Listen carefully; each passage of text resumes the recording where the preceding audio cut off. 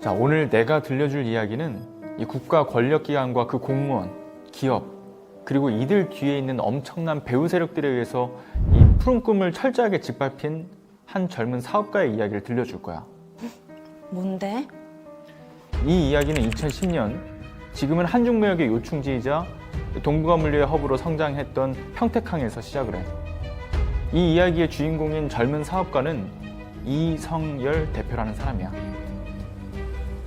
이성열 대표는 처음에 보세창고업과 화물운송주선업 사장으로 취업하면서 평택항에서 일을 시작을 했고 이에 맞춰서 영업활동을 하게 돼. 당시 항만회사의 물류업은 이 운송이라든가 보세창고, 검사, 검역, 통관 등으로 많은 단계로 세분화되어 있어서 기업들이 일일이 업무 진행을 관련 업체에 맡겨야 했기 때문에 상당히 많은 비용하고 시간이 들었단 말이야. 그래서 그런 불편이 작지 않다 보니까 이 이성열 대표가 보세창고업과 화물운송주선업 사장으로 있으면서 이 여러 단계를 연결해가지고 단순화시켰던 거지. 실제로 많은 시간과 비용이 절감되는 걸 화주들이 확인을 하니까 이성열 대표에게 일을 맡기기 시작했고 이게 얼마 지나지 않아서 일감이 크게 늘어나게 된 거야. 그래서 외국에서 수입하는 화물은 물론이고 이 국내에서 생산되는 냉장식품 보관도 유치하면서 평택항의 보세창고가 활력을 띠게 됐고 이성열 대표는 이 업계에서 정말 엄청나게 유명한 사람이 돼. 이렇다 보니까 평택항에서 유통을 하며 수입을 올리던 기존 수입업자들과 이들과 결탁한 세관 공무원들은 이성열 대표를 눈에 가시처럼 여기게 된 거지. 그리고 이성열 대표는 본인의 사업체를 운영하기로 마음을 먹고 화주들의 업무 손실과 비용을 절감시켜서 서로 윈윈하는 체계를 구축하기 위해 2010년에 포워딩, 보세운송, 검역대행, 그리고 통관대행, 내륙운송, 무역 컨설팅, 수출입 대행업까지 원스톱 서비스를 제공하는 종합물류기업 이 슈퍼마린 종합물류와 슈퍼코리아 종합물류를 설립하게 돼. 자, 이성열 대표는 대외적 영업활동하고 계약 체결과 같은 중대한 사안 위주로 이제 두 회사의 업무에 관여를 했고 내부적인 업무는 다른 사람이 총괄 운영을 했어. 근데 여기서 우리가 주목해야 할 회사가 있어. 어떤 회사인데? 이성열 대표가 이 두 회사를 설립하고 몇 개월이 지나지 않은 시점인 2010년 9월에 썬라이즈 F&T라고 하는 회사가 만들어져. 선라이즈 F&T? 이 썬라이즈 F&T는 고관세인 농산물을 원자재로 수입을 해서 가공하는 곳인데 여기가 전직 세관 공무원들이 이 주축이 돼가지고 만들어진 회사야. 핵심 창립 멤버로 꼽히는 8명 가운데 무려 5명, 이 5명이 세관 공무원 출신이야. 전직 세관 공무원이 주축이 되어 만들어진 회사니까 관피아 기업인 거네? 그렇지. 이 평택항 인근에 설정된 경기경제자유구역, 당시에는 황해경제자유구역이라고 불렸는데 당시 거기에서 자리 잡았던 유일한 농산물 가공업체였어. 관피아 기업에다가 유일하다고 하니까 뭔가 의심스러운데? 아무래도 경제자유구역 안에서 이제 유일한 농산물 가공업체이기 때문에 이들이 독점적 지위를 누렸고 각종 부담이나 규제를 면제받는 특혜를 누리게 돼. 심지어는 이제 썬라이즈가 온갖 특혜와 세관 공무원들의 비호를 받고서 자신들 사업에 방해되는 동족 업계들을 부도나게 했어. 정말 너무하네. 혹시 근데 그 고춧가루라든가 콩나물콩, 뭐 생강에 대한 관세가 얼마가 되는지 알아? 아니, 전혀 모르지. 고춧가루 관세는 270%고 콩나물콩 관세는 487%, 생강은 377.3%야. 와, 엄청 세네. 우리나라는 이제 농민들을 보호하는 차원에서 이 수입 농산물에 대해서 높은 관세를 부과하고 있는데 고춧가루는 다진 양념일 경우에는 45%로 관세가 낮아지고 냉동고추는 27%로 낮아져. 그리고 콩나물콩은 콩나물 재배 목적으로 수입하게 되면 27%, 생강을 다진 양념으로 수입한다 그러면 8%까지 낮아져. 그렇구나. 몰랐어. 자, 이 썬라이즈가 이런 고관세 농산물을 수입해서 가공하겠다고 허가를 받아놓고 법으로 금지된 직접 유통이라든가 밀수, 관세 포탈 등으로 이 부당하게 폭리를 취하는 부분, 그리고 이게 가능하도록 만든 카르텔에 대해서 이제 이성열 대표가 정말 무수히도 많은 신고를 했던 거지. 아, 그래서 표적이 된 건가? 맞아. 그리고 썬라이즈 말고도 이들과 손잡고 이성열 대표를 무너뜨리려고 끝없이 시도했던 인물이 또 있어. 그게 누군데? 슈퍼마린 종합물류가 보세 창고업을 하기 위해서 600평짜리 창고 2동을 임대하게 되는데 여기서 등장하는 사람이 장진호라고 하는 사람이야. 그게 바로 누구냐? 바로 윤석열의 처고모부야. 누구? 윤석열? 국힘당 대선 후보 윤석열 말하는 거지? 그렇지. 처 고모부니까 김건희의 고모부인 거네? 맞아. 김건희의 막내 고모의 남편인 거야. 장진호는 생강을 유통하는 거상인데 수시로 뭐 처조카 사위가 윤석열이다 이런 식으로 어필을 하면서 자기 사업을 돌봐주는 사람이다 라고 이걸 얘기를 하고 다녔대. 초반에 이제 이상열 대표에게 납품을 받은 이 생각값을 장진호가 제대로 지불하지 않아서 애를 먹었는데, 장진호가 이상열 대표에게 본인이 17억을 투자할 테니까 이거 임대받은 창고에다가 냉장, 냉동 설비를 갖추라고 제안까지 했어. 그래서 이상열 대표는 장진호에게 먼저 받은 현금 1억을 냉장, 냉동 설비 업체에다가 전달을 했는데, 근데 2달이 지나도록 시공을 안 하는 거지. 그래서 가서 따졌더니만 이들이 4천만 원을 더 달라고 하는 거야. 그런데 당장 큰 돈을 마련할 수 없었던 이상열 대표는 정말 짜내고 짜내서 이 3천만 원을 보내면서 시공 재개를 요청을 했는데, 근데 또 글쎄 이게 시공이 안 들어가는 거지. 다시 가서 이것을 따졌더니만 설비업체 그 사장이 하는 말, 장진호가 공사하지 말라고 했다. 이상열이 돈을 못 구하면 그냥 그대로 쫓아내고 우리가 마무리할 테니까 공사를 해주지 말아라. 그럼 처음부터 1억이 미끼인 거고 자기네가 창고를 가지려고 한 거야? 그런 거지. 이뿐만이 아니고 이상열 대표가 썰라이즈를 계속 신고하니까 장진호가 자신의 조카 사위가 윤석열이라는 것을 계속 강조를 하면서 윤석열의 장모 최은순에게 얘기를 하면 윤석열을 통해서 이상열 대표의 억울함을 풀어줄 것이라는 얘기를 하는 거야. 그래서 사전에 김건희의 막내 고모이자 장진호의 처인 김혜섭이 이상열 대표와 통화를 먼저 했거든. 근데 최은순한테는 말을 공손히 해야 되고 꼭 회장님이라고 불러야 된다 라면서 교육을 받은 거지. 무슨 대통령하고도 그렇게 통화 안 할 텐데 그래서 뭐 어떻게 해줬어? 썰라이즈의 비위 내용을 팩스로도 넣어주고 최은순과 2-3번 더 통화를 하기도 했는데, 결국 도와주겠다라는 명목하에 이상열 대표가 썰라이즈에 대한 걸 얼마나 알고 있는가, 이에 대해서 파악하려고 했던 것 같아. 여기 더 또 주목해야 될 인물이 또 등장을 하게 되는데, 바로 평택세관 이모계장이라는 사람이 등장해. 썰라이즈와 결탁해서 경쟁업체를 제거해주는데 앞장섰던 세관 공무원인데, 뭐 예를 들어 각종 검사를 강화시키거나 통관을 지연시키고 출고를 방해하는 등으로 이제 경쟁업체들에게 고통을 주면서 부도나게 한 거야. 이 업체들이 무너져 가면서 썰라이즈만 승승장구했던 거지. 그럼 이성열 대표 두 회사가 선라이즈의 유일한 경쟁업체로 남았던 거야? 그래서 이제 뭐 세관이나 썰라이즈의 주목을 더 받게 된 거야. 슈퍼마린 종합물류가 보세 창고업을 하기 위해서 그 600평짜리 창고 2동을 임대했다라고 얘기를 했잖아. 그랬지? 그 옆에 300평을 이미 임대하고 있던 다른 회사가 있었어.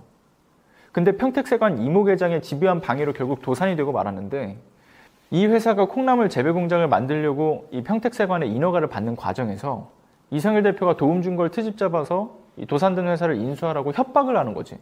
밀린 임대료며 전기세, 직원 급여는 물론이고 그냥 그 직원들까지 싹 다 책임을 지라고 하는 거야. 아니 부도가 났는데 월세나 전기료 직원들까지 다 떠맡으라는 게 말이 돼? 그런데 앞으로는 말이 안 되는 일들이 더 많이 생겨. 이상열 대표는 슈퍼마린의 보세 창고업 특허를 취득하기 위해서 어쩔 수 없이 이모계장의 요구를 수용하게 되지. 공무원이잖아. 어떻게 그게 가능한 거야? 근데 이게 실제로 다 일어난 일들인 거야. 그리고 여기서 다시 장진호, 부도나는 회사까지 떠맡은 이상열 대표는 부도나는 회사가 임대했던 창고 시설을 포함해서 다시 이 900평에 대한 임대 계약서를 작성하게 되는데, 계약서에 사인한 그 같은 날 장진호는 김건희의 막내 고모이자 자신의 아내 김혜섭의 명의로 임대업자와 이중 계약을 했어. 공사 사기를 치더니 이번에 이중계약? 임대업자랑 장진호가 한통속이었던 거네? 그렇지. 그리고 이제 2013년 4월에서 5월경에 이상열 대표는 상당히 묘한 장면을 또 목격을 하게 돼. 어떤 장면인데? 썰라이즈와 관련이 있던 그 심사장이라는 사람하고 이제 썰라이즈에 가게 되는데, 심사장이 이날 이제 이상열 대표에게 굳이 2층까지 올라가서 그 나 회장 사무실에 가서 인사나 하고 오라는 거야. 잠깐만, 나 회장은 누구야? 썰라이즈를 만든 핵심 멤버 중에 하나고, 뭐 직함은 부사장인데 부사장인 것과는 다르게 실질적으로 회장으로 불렸던 사람이야. 오. 그래서 2층에 있는 나 회장 사무실 문을 여는 순간 상석이었던 가운데 소파에 머리에 선글라스를 얹은 한 여자가 이게 다리를 꼰 채 앉아 있었고, 옆에 그 비서 같은 사람이 서가지고 뭐 메모 같은 걸 하고 있고, 그리고 뭐 나 회장을 비롯해서 그때 당시에 있던 세관 공무원들이 양쪽 소파에 앉아가지고 고개를 푹 숙이고 있었던 거지. 이게 회의 같은 거면 노크를 하고 들어가면 다들 고개를 돌려 쳐다봤겠지. 그렇지. 근데 다른 사람들은 쳐다보지도 않고 고개를 그냥 푹 숙이고 있었어. 그래서 상석에 앉아있던 그 여자하고만 눈이 딱 마주쳤던 거지. 그래서 나중에 도대체 그 대단한 여자가 누구냐 라고 물어보니까 강남에서 잘 나가는 사채업자다 라고 얘기를 했다는데, 이 여자가 알고 보니까 자 바로 이 여자. 최순실? 맞아. 이성일 대표가 썬라이즈의 밀수나 관세 포탈에 관련된 내용들을 자꾸 신고하니까 경고를 하는 차원에서 의도적으로 이 장면을 노출시켰던 것 같아. 제가 2013년 4월 5일경에 심모 사장이라고 그분이 갑자기 평택에 제 창고로 놀러를 왔습니다. 서울에서 평택까지 놀러 왔는데 저보고 선라이즈 FNT 놀러 가자고 하는 거예요. 근데 솔직히 선라이즈 FNT하고 감정도 안 좋았지만 뭔가 나한테 할 이야기나 보여줄 게 있다고 생각해서 따라갔어요. 그래서 공장 시설이나 보고 이렇게 올 줄 알았는데 2층에 나평원 회장실에 올라가서 인사를 하고 내려오라는 거예요. 근데 뭐 그럼 사장님은 같이 안 올라가십니까 하니까 자기는 며칠 전에 싸웠다고 저보고 혼자서 올라가서 인사를 하고 오라는 거예요. 남의 공장에 왔으니까 뭐 인사는 해야 된다 싶어 가지고 제가 나평원 회장실 그 2층에 있는 데를 올라갔어요. 선라이즈 FNT 사무실은 2층으로 올라가면 오른편에는 나평원 회장실이 있었고 왼편에는 천하무역 천하의 사무실이 있었습니다. 그래서 그 사무실을 노크를 하고 문을 여니까 상석에 여자가 앉아 있었고 오른쪽 왼편에는 덩치 큰 남자들이 쭉 앉아 있더라고요. 나평원 회장 같은 경우는 덩치가 상당히 크거든요. 체구가 크고 다른 사장들도 뭐 다 체격들이 좋았어요. 뭐 간세청 공무원들도 있었고, 근데 전부 다 고개를 푹 숙이고 있는 거예요. 이렇게 보통 노크를 하고 문이 열리면 그 문 쪽으로 사람을 쳐다봐야 되는데 상석에 앉아 있는 여자는 다리를 꼬고 있고 그 옆에는 여자가 한 명이 메모를 하고 있더라고요. 저는 그 광경이 좀 이상하니까, 흔히 볼 수 없는 광경이지 않습니까? 뭐 여왕과 신하들 분위기더라고요.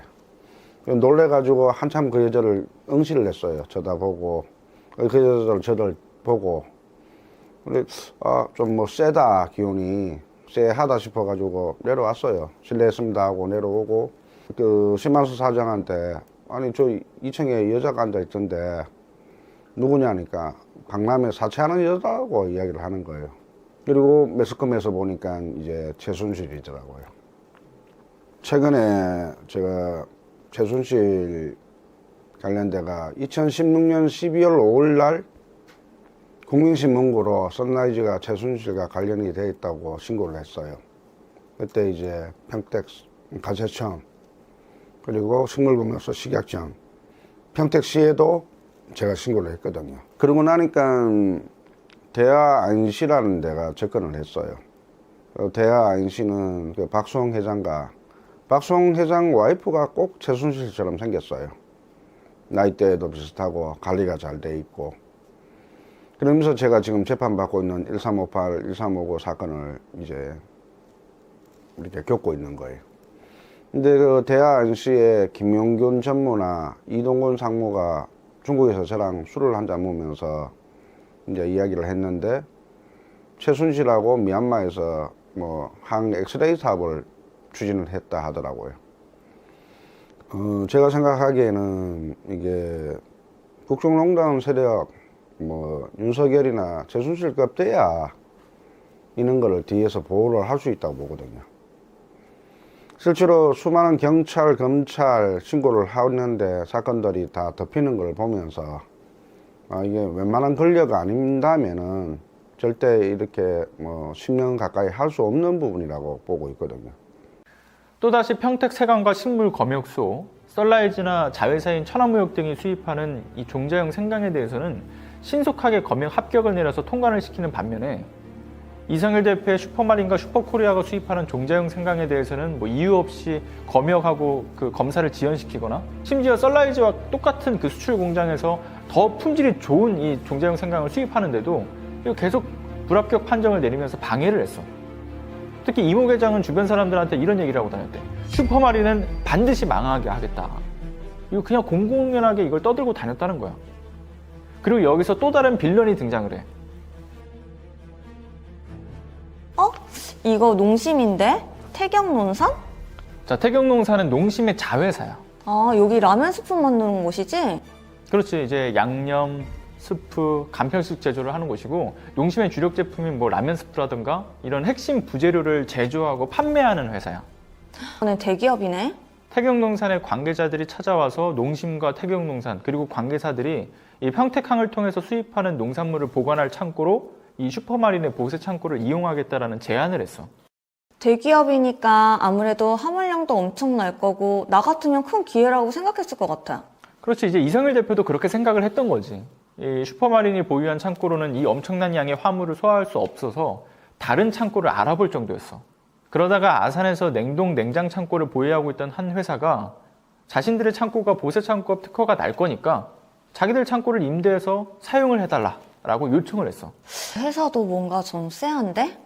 아니나 다를까 창고를 이용하기로 하고 태경농산이 냉동 홍고추 수천 톤을 들여왔는데 이 회사가 관세청이 보세 창고업 특허를 안 내줘서 창고를 이용할 수 없다라고 하는 거야, 갑자기. 그러니까 이성일 대표는 또 부랴부랴 이 화물들을 다른 창고로 분산 입고를 하느라 막대한 손실을 입었고. 이쯤 되면 이 모든 일이 다 우연이 아닌 것 같네? 그렇지. 이제 거기다가 엎친 데 덮친 격으로 슈퍼마린과 슈퍼코리아의 직원들이 또 이 수입업자들하고 결탁을 해서 이 화물을 빼돌린 것으로 의심되는 일까지 발생돼가지고 금전적으로 정말 큰 위기가 오게 돼. 그래서 상황이 이렇게 되니까 슈퍼마린에서 무역을 담당하던 인물이 태경농산의 신용장을 빌리자라고 제안을 했어. 신용장은 뭐고 태경농산에 신용장을 빌리는 이유는 뭔데? 신용장은 쉽게 말해서 그러니까 안전결제 시스템이야. 중간에 은행에서 무역대금을 가지고 있다가 이 거래가 완료가 되면 수출자에게 지급을 해주는 시스템이라고 생각을 하면 돼. 그리고 자금난에 봉착한 상황인데 태경농산의 신용장을 이제 사용하면 창고비도 벌고 더 중요한 건 관세청의 방해도 피해갈 수 있다라고 생각을 했던 거지. 그래서 어떻게 됐어? 태경농산의 신용장을 빌려서 냉동 홍고추를 수입을 해오고 이 수입에 드는 일체 비용은 태경농산이 일단 지급을 하는 거야. 슈퍼마린은 화물을 보관하고 있다가 판매할 때 물건값에 각종 비용을 더한 후에 3%의 이 수수료를 얹어가지고 태경농산에 입금을 하면 태경농산은 물건을 보관한 기간만큼 창고비를 슈퍼마린에 지급하는 걸로 이제 합의를 하고 일을 진행을 했지. 근데 냉동 홍고추 총 2,000톤 가까이 수입을 했는데 보통 일주일이면 끝나던 수입 감독기관의 검역과 검사가 몇 달, 길게는 뭐 1년이 넘도록 이루어지지가 않은 거야. 거기다가 알고 보니 태경농산은 냉동 홍고추 물품 대금은 물론이고 각종 부대 비용까지 이 슈퍼마린 담당자에게 대납을 시키고는 슈퍼마린 창고에 보관된 냉동 홍고추의 창고비와 물류비 지급도 거절했어. 약속까지 해놓고 창고비하고 물류비 지급을 거절한 이유는 뭐야? 횡포를 부리던 세관 공무원이 태경농산 임원을 불러서 슈퍼마린하고 슈퍼코리아 거기 어차피 망할 회사니까 돈 주지 마라 라고 했다라는 거지. 여기에 설상가상으로 자금 압박 등으로 고충을 겪고 있는 상황에서 슈퍼마린 창고에 입고된 그 냉동 홍고추 일부를 몰래 반출해서 판매하는 상황까지 연출이 돼.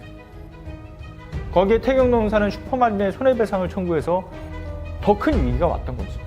뭐야, 횡령 아니야? 세관 공무원에다가 거래처 그리고 회사 내 직원까지 다 가담을 한 거야? 그렇지. 거기에다가 이제 이성일 대표가 냉동 홍고추를 무단으로 반출해서 이 관세법을 위반했다라는 누명까지 썼고 세관 조사관에게 가족들을 구설시키겠다라면서 겁박을 당하고 심지어는 귀가당하는 길에 괴한들한테 폭행까지 당했어. 그리고 폭행을 당하고 핸드폰까지 강탈을 당했다라고 해. 이성일 대표가 가족과 함께 회사를 내버려두고 결국은 부산으로 피신을 한 거야. 그런데 부산으로 피신을 했는데도 불구하고 평택세관 공무원들이 이성일 대표의 본인의 동의도 없이 그리고 영장도 없이 수시로 부산에 찾아와가지고는 컴퓨터라든가 핸드폰을 자기네들 마음대로 뒤지게 돼. 자, 이쯤에도 괴한들한테 또 폭행을 당하면서 핸드폰을 또 강탈당하기도 했고. 태경농산이 본인들이 수입한 냉동 홍고추를 이상열 대표가 횡령했다라고 하면서 고소한 것이 촉발된 이 사건은 최초로 수원지검 평택지청에 맡았다가 수원지검으로, 다시 여주지청, 평택지청, 안산지청, 제주지검 이렇게 뺑뺑이만 돌리다가 이 재판이 열리기까지 무려 4년이 걸렸어. 그럼 이성열 대표가 없는 회사는 어떻게 됐어? 슈퍼마린과 슈퍼코리아 임직원들이 이 평택세관 공무원들하고 결탁해서 회사를 정말 제멋대로 운영을 하기 시작해.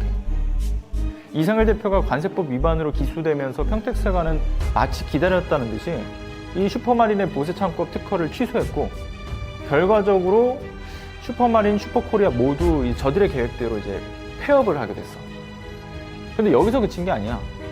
2015년 3월 한밤중에 띠 바스락바스락 후당탕탕 평택세관 화물기에서 이 순찰을 담당하던 윤모 반장이 이 슈퍼마린 창고 문을 파손하고 창고에 몰래 들어가가지고 건고추라든가 아니면 물품을 적재할 때 사용하던 고가의 그 철파레트를 훔치다가 직원들한테 발각이 된 거야. 직원들이 그 당시에 이제 뭐 하는 거냐? 라고 이야기를 하니까 윤모 반장이 정말 뻔뻔스럽게도 이거 세관에서 하는 일이니까 알 거 없다. 라고 이야기를 하면서 건고추랑 철파레트를 그대로 가져가 버렸어. 아니, 한밤중에 세관 공무원이 절도를 한 거네. 그렇지. 근데 더 황당한 건 경찰에 이걸 신고를 했더니 오히려 당시 그 슈퍼코리아 대표이사로 있었지만 20대 당시에 교통사고로 크게 다쳐서 이상열 대표가 시키는 뭐 서류 전달이라든가 뭐 이런 단순 업무만 수행하던 동생 이영열이 관세법 위반 및 식품위생법 위반으로 체포가 돼. 그뿐만 아니라 아무 관련도 없었던 이상열 대표의 사촌도 같은 혐의로 체포가 되고. 공무원의 절도 현장이 탄로나니까 가족들을 구속시키면 공무원의 절도 행각에 대해서 항거할 거라고 생각했나 보네? 그런 것 같아. 이 대표의 동생에다 사촌까지 체포를 당하니까 당시 윤모 반장의 절도 행위를 목격했던 슈퍼마린 직원들이 적극적인 진술 회피를 하기 시작했고, 이 평택세관 조사관들은 윤모 반장의 절도 행위를 오히려 정당한 공무집행을 했던 것 마냥 포장을 하기 시작했어. 상황이 이렇게 되니까 평택세관 관계자들은 마치 정말 제집 드나들듯이 수시로 이 슈퍼마린 창고에 와가지고는 보관 중이던 그 수백 톤의 이 화물들을 마음대로 반출하기 시작했고, 이걸 누명 씌워서 형인 이상열 대표와 동생이 나란히 공범으로 재판까지 받게 돼. 그리고 결국에는 이제 동생 이영열은 실제로 관세법 위반으로 2년 이상 복역까지 했고. 저희 형제가 2013년부터 검찰에 2013, 14, 15에 저만 해도 30건에 가까운 조사를 받습니다. 동생도 30건에 가까운, 검찰만 그렇습니다. 경찰, 관세청 이래 따지면 어마어마하고요. 검찰만 그때 유일준이가 평택지청장으로 근무할 무렵에 저희 형제가 겪었던 일인데, 2015년 3월 27일 날 제가 아버지하고 부패 추방 연합회 날은 박근혜 강팬인 거기에 그 신고를 합니다. 그 신고한 내역 갖고 국세청에다가 또 제보를 합니다. 2015년 3월 27일 날 공교롭게도 평택세관 윤종원 반장이 저희 창고에 밤에 무단 침입해서 건고추와 철파레트를 절도를 합니다. 그래서 그거를 제 밑에 있던 지금 공동 피고인인 슈퍼로지스 정태명이 신고를 합니다. 그리고 며칠 뒤에 동생과 이종 사촌 동생이 체포가 됩니다. 2015년 4월 1일 날 체포가 되는데, 이종 사촌 동생 같은 경우는 아무 관련도 없고, 동생도 이 사건, 그러니까 자기들이 평택세관에서 주장하는 우리 냉동고추, 건고추, 생강을 무단 반출을 했다는 그 사건에 아무 관련이 없어요. 최근 재판에서 공무원들도 그렇고 재판에 나오는 증인들마다 동생이 아무 관련 없다고 또 증언들을 하고 있거든요. 그럼 뭐 억울하게 2년 2개월이나 징역을 살고, 이 이종 사촌 동생도 5년간 태경농산에 민형사 10억을 뭐 괴롭힘을 당하고 관세청에도 불법 체포가 됐어요. 근데 체포되는 통지서가 이제 평택세관 정창조가 이창현을 체포하는 이유가 슈퍼로지스의 대표이사라고 체포를 했는 거예요. 자, 그러면은 검사나 판사는 기본적인 서류인 이 사람이 슈퍼로지스 대표인지 법인 등기부 등본이나 이런 것도 확인을 안 하고 어떻게 체포 영장을 발부를 하고 사람을 구속을 시킬 수 있냐는 거죠. 저나 제 동생이 지금까지 체포영장 발부됐는 걸 보면 정말 어이가 없어요. 집에 멀쩡히 있는데도 검찰에서 연락 한 번 없이 자기들이 체포영장을 발부를 시켜버려요. 불법 체포가 되고 이창년은 그 다음날 제가 세관에 항의를 하니까 풀어줬는데 동생은 2년 2개월 이상을 살았습니다. 실제로 또 형도 판결문은 2년인데 2개월 이상을 더 살리고 그냥 우리 물건 우리가 세금 안 내고 무단 반출했다고 하는데 실상은 그 관세청 직원들하고 제 밑에서 독립해놓은 사장들이 공모를 해서 농심자회사 태경농산 그 브로커들하고 우리 물건을 횡령하고 절도하고 배임을 했는 사건인데 이거를 저한테 뭐 관세법 위반이니 동생한테 관세법 위반으로 사건을 조작을 했다는 거예요. 불법 체포가 되고 사람을 마음대로 구속을 시킬 수 있다는 그걸 보면서 제가 참 많이 분노를 하고 경찰, 검찰 그리고 지금 국민청원도 했는 이유가 그런 거예요. 저와 제 동생을 검찰에서 급하게 사건을 만들어서 기소를 합니다. 그래서 제가 재판을 먼저 받고 뒤늦게 동생을 구속을 시키더만 급하게 이제 선고일을 2015년 7월 9일 날 선고일을 잡고 동생은 재수복을 입고 불법 체포가 됐으니까 재판장에 서고 저는 그 옆에 서가지고 선고를 받아요. 근데 어떻게 두 형제를 같은 법정에 같은 시간대에 세워놓고 동생을 먼저 실형을 때립니다. 그리고 나서 저를 이제 뭐 실형 얼마의 집행유예다. 그러니까 너는 봐준다는 식인 거죠. 너 더 이상 신고하면 네 동생 꼴이 날 테니까 그렇게 법원에서 검찰에서 사람들을 조롱하고 협박 아닌 협박을 하는 거죠. 근데 실제로 그 행위를 하거나 뭔가 문제가 있으면 정식적인 재판을 받고 그걸 하면 되는데 이거는 검찰에서 사건을 만들어 버리니까 관세청하고 이렇게 억울하게 당한 사람들이 얼마나 많겠습니까? 그날 제가 맹세를 했어요. 저희 어머니 앞에서 판사한테도 그 얘기를 했어요. 이게 뭐 하는 짓이냐, 두 형제를 세놓고. 그 어머니가 나를 얼마나 자랑스럽게 생각했는데, 나 한평생 이래 경찰서도 가본 적이 없는 사람을 이렇게 뭐 관세법 위반으로 내 물건 내가 관세 안 냈다고 뭐 징역을 보낸다? 그럼 그동안 제가 수없이 신고했던 밀수꾼들은 단 한 놈도 징역을 안 가고, 이 선라이즈 FNT나 이놈들도 관세청에서 보면 이거 한 20년, 30년 징역 갈 문제들이에요. 근데 실제로는 약식 기소, 불기소, 약간의 벌금 처리야. 뭐 500만 원, 800만 원 벌금 처리하고 몇천억대 이렇게 해먹을 수 있으면 누구나 이런 짓을 하겠죠. 공익신고자를 전혀 보호를 못합니다. 진짜 국민들 건강을 위해서 물수하는 놈들 이걸 신고를 해놨더만 제 동생 같은 경우는 좀 거칠게 항의도 하고 뭐 진정서도 내고 하니까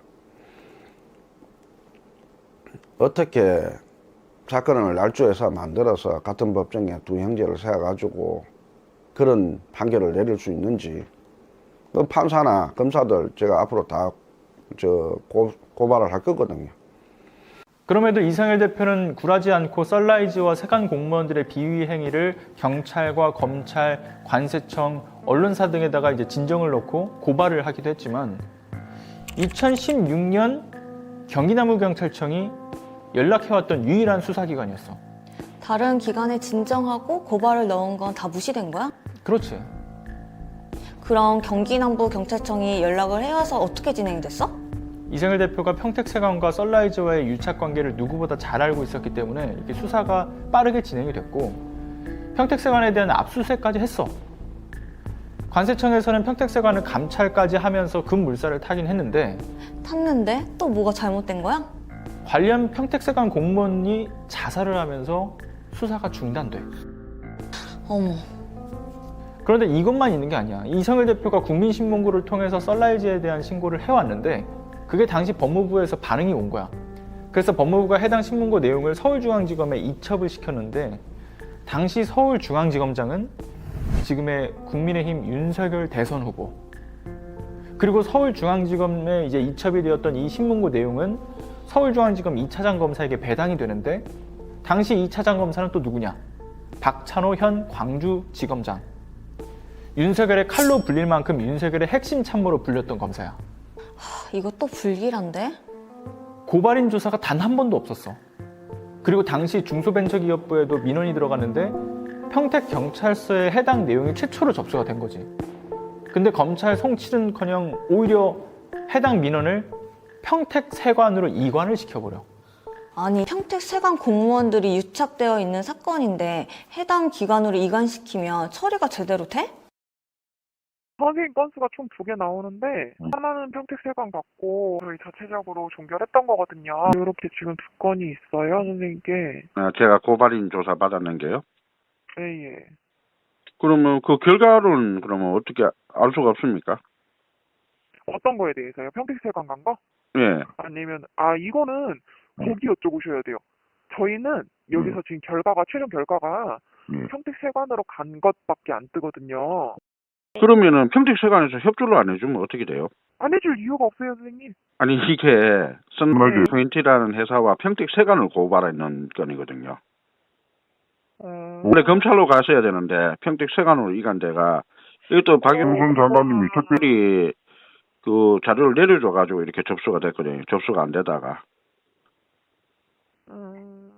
요거에 대해서 선생님 저희가 같은 기관이 아니라서 뭐라고 말씀드리기가 그러면 경찰에는 이 제가 고발인 조사 받을 때 그 기록이나 다 이관됐죠. 세관으로. 세관 그냥 다 이관됐어. 네. 그러니까 선생님 만약에 선생님 조사받았던 거 4번을 원한다 이렇게 하시면은 평택세관에다 정보공개 청구를 하시는 거예요. 평택세관에다가요? 네, 조사받았던 기록. 협조를 안 해주면 어떡해요? 안 해줄 수 없어요, 공공기관이. 얘들은 계속 그러고 있어요. 제가 자기들을 고발했다는 그걸로 얘가 악감정을 가지고 정보공개 요청을 100번이나 했는데 한 번도 안 해주고 있어요. 아이고, 근데 그거를 안 해줄 수가 없는데, 그 정보공개는 저희 경찰서도 그렇고 뭐 검찰청도 그렇고 다 똑같이 쓰는 거라서 이 기간이 넘어가면 안 돼요. 이거 나중에 어디 불려가요, 저희도. 이게 그렇게 할 수가 없어요. 제가 그러면 이 사건 번호와 날짜를 가지고 네. 다시 공개를 요청을 해야 되겠네요. 그러면 경찰서에서는 이런 걸 했다는 기록밖에 없지 자료는 하나도 없다는 거잖아요. 그렇죠. 이송이 됐기 때문에. 사실 수입 농산물이 이런 검역 같은 게 없이 국내에서 유통이 되면 시민들의 먹거리 안전에 위협이 되는 큰 문제가 있고, 부정한 방법으로 관세를 포탈하는 것은 이제 너무나 당연한 위법 행위고, 이런 것 때문에 농산물 시장 가격이 왜곡되면 유통 질서의 교란이 일어나서 그 피해는 우리 농민들에게 돌아와. 그리고 이성일 대표가 마주친 부패한 국가기관과 그 거대한 카르텔, 적폐청산, 그리고 개혁이 슬로건에만 그치지 않으려면 정말 꾸준한 관심이 필요한 거죠.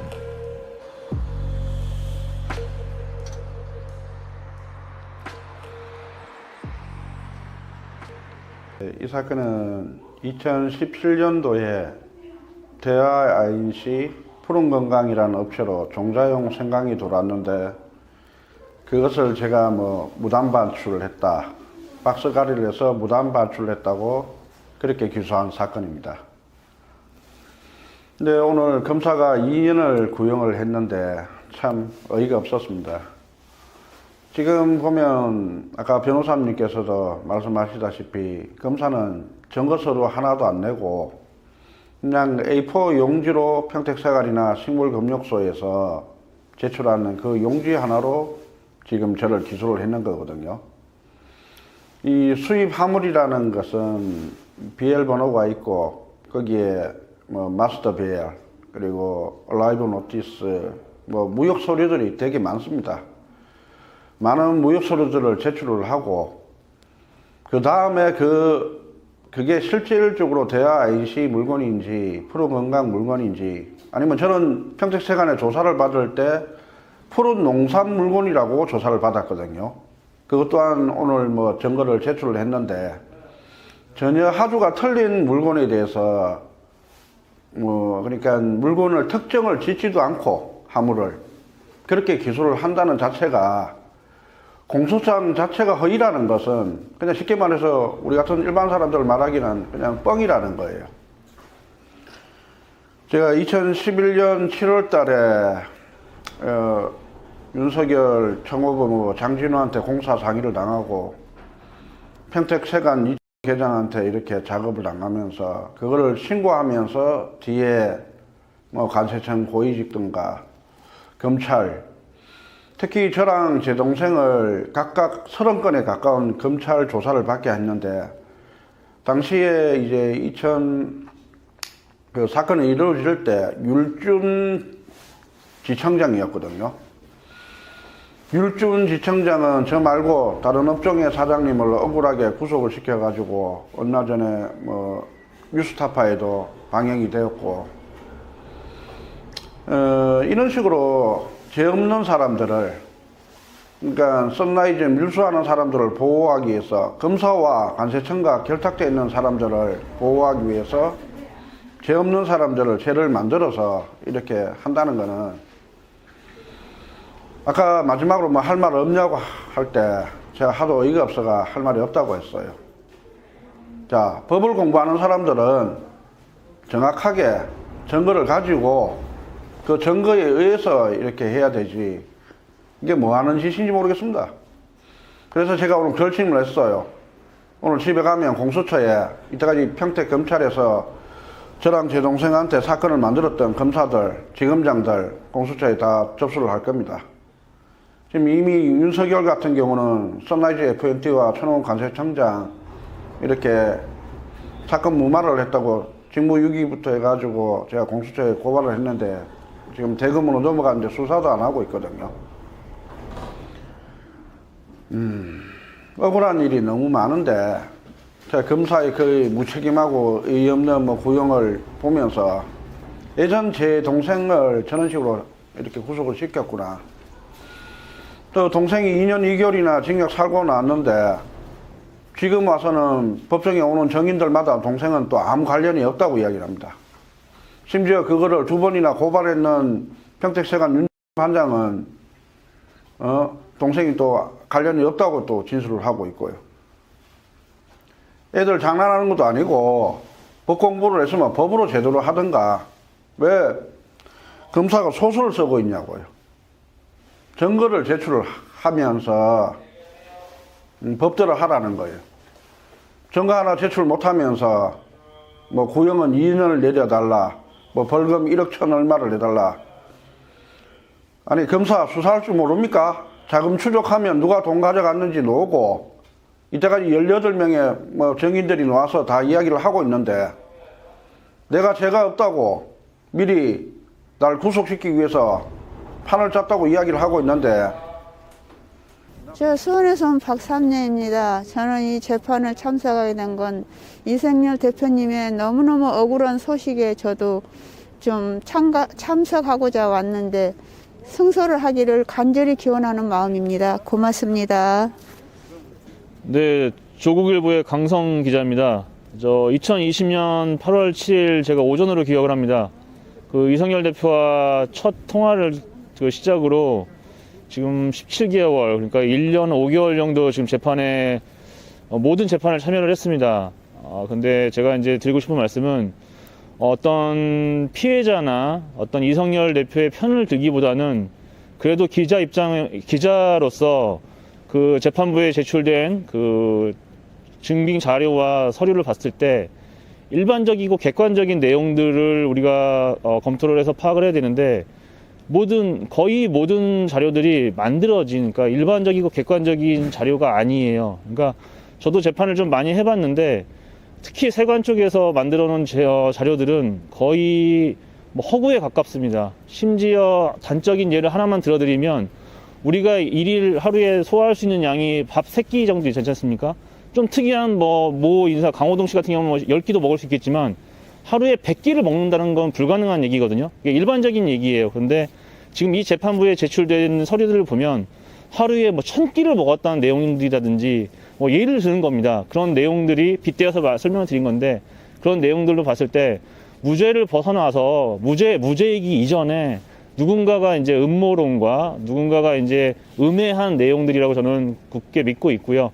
그래서 함께 지금 1년 5개월, 17개월 동안 함께 하고 있고, 앞으로 무죄가 나오기를 간절히 바라면서 재판부를 좀 기대를 하고 있습니다. 네, 다음 2022년 2월 11일 날 선고인데, 검사는 자기 직책상, 직업상 구형을 때렸지만, 판사님께서 이제 오늘 재판부에도 나왔지만, 이 재판부에서 한 달 전에 2021년 12월 24일 날 선라이즈 FNT에 선고가 있었습니다. 그러니까 2011년 이성열 대표가 신고를 수도 없이 169건이라는 신고를 했던 그 지금 현재 시점에 와 있는 선라이즈 FNT에 선고가 있었는데, 드리고 싶은 말씀은 그 재판부와 오늘 재판을 한 재판부가 같은 판사님과 같은 검사님입니다. 근데 제가 그 재판에도 참석을 했는데 정말 약식 기소로 끝났는데, 이성열 대표님은 마지막으로 말씀드립니다. 제가 볼 때는 객관적이고 일반적으로 봤을 때는 기자 입장이나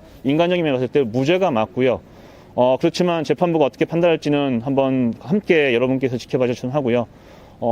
선라이즈 FNT는 이제 시작인데, 이성열 대표님은 이제 마무리를 하시고 지금 굉장히 안 좋습니다. 그 건강을 먼저 회복하셔서 벌 줄 사람 벌 주고 본인의 억울함을, 명예를 다시 찾기를 마지막으로 바라는 바입니다. 안녕하세요. 시사의 품격입니다. 2020년 여름쯤일 겁니다. 여러분들께서도 기억하시겠지만 선라이즈는 누구 겁니까? 라는 해시태그로 이성열 대표의 억울한 사연이 소개가 됐고, 그 이후로 여러분들이 십시일반 도움을 주셔서 재판을 계속하게 됐습니다. 저도 이성열 대표의 사연을 듣고 정말 가슴이 아팠고, 또 처음 이성열 대표를 봤을 때는 오늘 재판장에서도 황희석 변호사님께서도 그 얘기를 하셨는데요. 울분에 차서 본인의 생각을 제대로 말하지 못하는 그런 상황이었습니다. 근데 시간이 지나면서 많은 분들께서 응원해 주시고 관심을 주셨기 때문에 이성열 대표가 다시 마음을 다잡고 재판을 할 수 있었습니다. 이 모든 게 여러분 덕분이고요. 또 열린공감, 시사의 품격, 시사발전소를 애정해 주시고 이성열 대표에게 십시일반 후원해 주시고 또 잊지 않고 마음을 써주셨던 여러분들 덕분에 지금까지 왔고요. 오늘 마지막 재판을 보면서 검사는 2년 10월에 구형을 때렸습니다. 벌금도 때렸는데요. 저는 황희석 변호사께서 하신 말씀이 참 가슴에 와 닿았습니다. 저들이 조작한 증거로 한 사람을 이렇게까지 몰아세울 수 있구나. 웬만한 사람들은 정말 목숨을 버릴 생각까지도 할 수밖에 없겠구나. 거대한 이 악의 카르텔, 선라이즈를 포함해서 농심, 그리고 또 식약처, 관세청, 모든 자들이 한 마음으로 한 사람을 죽이기 위해서 이 모든 사건들을 조작을 했구나 하는 것이 너무나 명확하게 드러나고 있음에도 불구하고 검사는 눈 하나 깜짝 않고 구형을 때리는 걸 보고 정말 화가 많이 났습니다. 자, 2월 이제 중순쯤 되면 판결이 날 텐데요. 반드시 무죄를 받아야만 이성열 대표의 명예도 되찾고 또 회사도 되찾고 재산도 찾을 수 있습니다. 그 이후에는 또 우리가 선라이즈와 거대한 이야기 카르텔을 또 고발해야 되겠죠. 예, 이 세상에 더 이상 이 악의 뿌리들이 발붙일 수 없도록 여러분들께서 앞으로도 많이 관심을 가져주시고 또 이성열 대표를 지금까지 응원해 주셔서 진심으로 감사드립니다. 시사의 품격이었습니다. 안녕하세요. 저는 미리네라는 리그로 활동하고 있는 사람인데요. 제가 이성열 대표를 2020년 여름에 만났어요. 그때 그 전에 그 19년도에 조국 장관님의 억울함을 보고 촛불을 들었던 그 심정으로 이성열 대표님의 사건을 보면서 시민들의 자발적인 후원으로 변호사비도 모금하고 그리고 쟁후회라는 모임을 만들어서 이성열 대표님을 후원을 하고 오늘까지 이르렀는데요. 저는 뭐 사건이나 이런 거에 대해서 전혀 모르고 정말 그 억울한 한 사람의 누명을 벗기는데 내가 조금이라도 도움이 되면 좋겠다라는 심정으로 같이 하였는데, 요즘에 이제 제가 서류를 보면서 사건을 점점 알아가게 됐어요. 근데 제가 가끔 대표님한테 화를 낼 때도 있어요. 어떻게 이렇게 얘네들이 다 해먹는데 그걸 그냥 묵인하고 있었느냐 하면서 화를 낸 적도 있습니다. 근데 이성열 대표님의 그 한마디는 뭐냐면, 내가 내 밑에 있던 직원들을 잡기 위해서 오늘날 내가 이렇게 참아온 게 아니다. 이 사건을 만들고 조작했던 사람들을 찾기 위해서 오늘까지 내가 참아온 것이다. 이렇게 말씀을 하십니다. 근데 제가 오늘 검사의 구형을 듣고 정말 화가 나서 진짜 머리라도 한 대 치고 싶었어요. 근데 나는 또 이렇게 생각합니다. 저는 이 사람은 이 사람의 직업에 충실하는구나. 근데 변론 요지서를 지금 한 보름 동안에 거의 잠을 못 자면서 변호사님을 도와서 준비를 했습니다. 변론 요지서에 물론 100%를 다 담을 수는 없었지만 웬만한 건 담았어요. 그래서 저는 무죄를 확신을 하고, 당연히 무죄죠. 죄를 지은 게 없고 당한 것만 있으니까. 근데 이성열 대표님께서 그들하고 손을 잡았더라면 지금 엄청난 부자가 돼 있겠죠. 근데 그분이 손을 안 잡은 이유는 딱 한 가지입니다. 우리 국민들의 먹거리를 지키고 우리 농민들을 파탄에 빠뜨리지 않기 위해서 하신 겁니다. 정의는 살아있고, 물론 지금 이성열 대표님이 10년 동안 고생을 하셨고, 또 조국광 장관님 가족도 지금 고생을 하고 계시지만 반드시 끝이 오리라고 보고 진리가 승리하고 정의가 승리하리라고 봅니다.